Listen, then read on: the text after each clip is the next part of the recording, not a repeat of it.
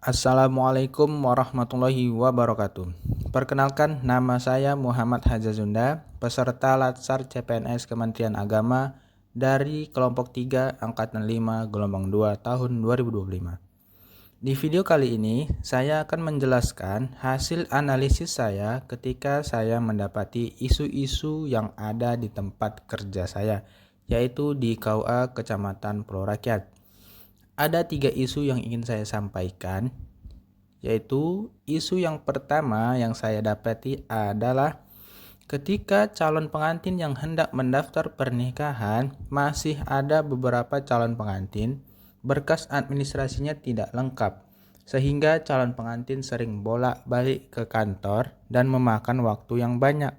Oleh karena itu, muncullah ide untuk mengangkat judul pemanfaatan media sosial untuk edukasi administrasi pernikahan bagi calon pengantin di KUA Kecamatan Pulau Rakyat.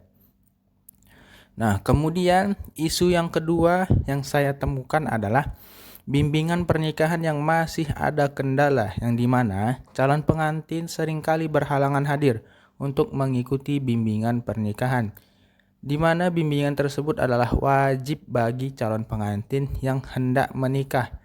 Maka muncullah ide untuk mengangkat judul pemanfaatan aplikasi video call untuk bimbingan pernikahan bagi calon pengantin di KUA Kecamatan Pulau Rakyat.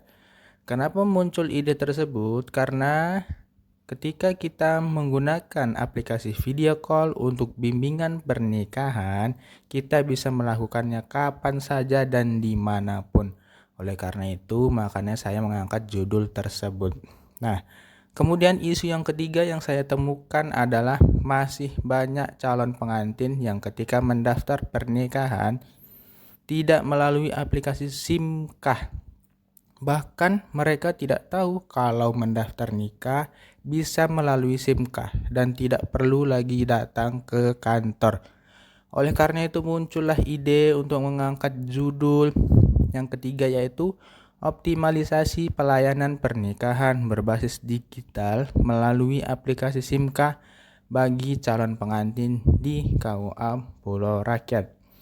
Dari ketiga judul tersebut, saya hanya fokus pada satu judul, satu isu, yaitu judul pertama, pemanfaatan media sosial untuk edukasi administrasi pernikahan bagi calon pengantin di KUA Kecamatan Pulau Rakyat. Nah, kenapa saya memilih fokus pada judul tersebut?